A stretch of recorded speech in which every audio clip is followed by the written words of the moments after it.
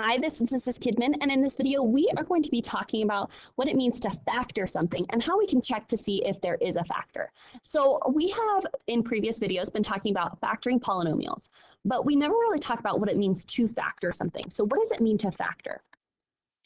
Well, to factor means to break down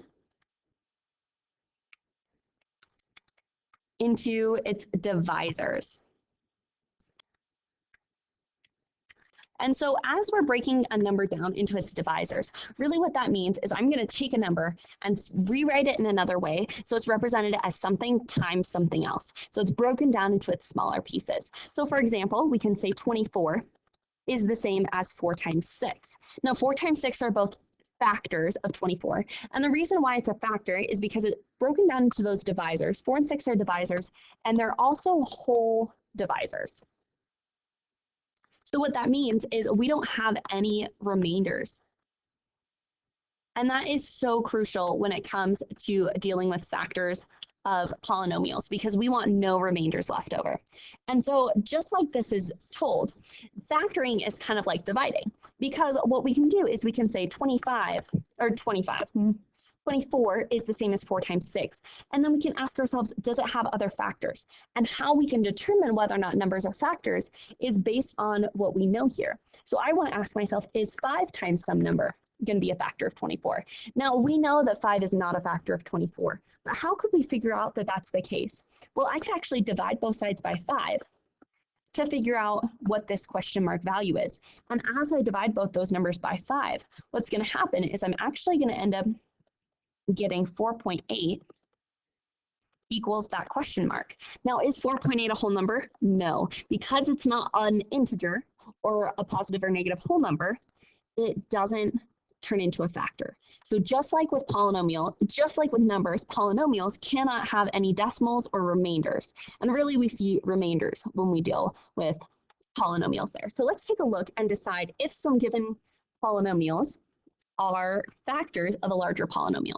So for example, let's take a look at this first case. X minus 2 is a factor of f of x equals x squared plus 2x minus 4. Now, how can we check if this is a factor? Well, remember we talked about how we can divide. So as long as I get a remainder of 0, then we know that it's a factor. If we do not get a remainder of 0, it cannot be a factor of this polynomial. Now, for the sake of this problem, I'm going to use synthetic division because we can. You can always use long division as well to decide and determine what that remainder is. So let's take a look here.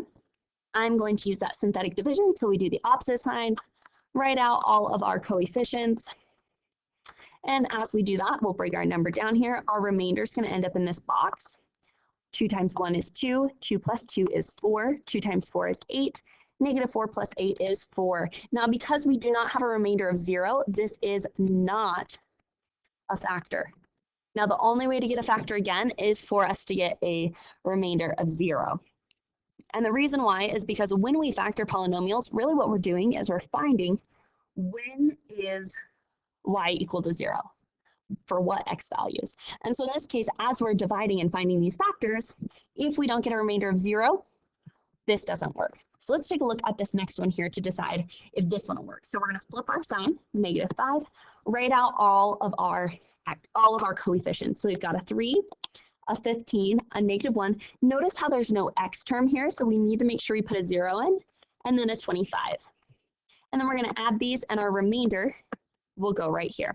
So bring 3 straight down. 5 times 3 is negative 15. This is a 0. Negative 5 times 0 is 0. Negative 1 plus 0 is negative 5. 5 times 5 is, not 5 times 5. This is a negative 1. Negative 5 times negative 1 is 5. 0 plus 5 is 5. Negative 5 times 5 is negative 25. And we add these down and we get 0. Because of this remainder being 0 here, that tells us that this is a factor of this problem. And what this actually factors into is we end up getting the numbers x plus 5 times what's left over here, which is going to be 3x to the third minus 1x plus 5. And that's what that would factor into. And then we can then check to see if this one can factor further and continue on from there to see what those other factors are. So it is a really great opportunity that we have to use the synthetic division to determine whether or not a value is a factor. Now we can then use these factors to solve, which is what we're going to cover in the next video. So please check it out as we discuss how we can solve polynomial equations by factoring, what it means to solve something, and how that plays a big role in the graphs of polynomials.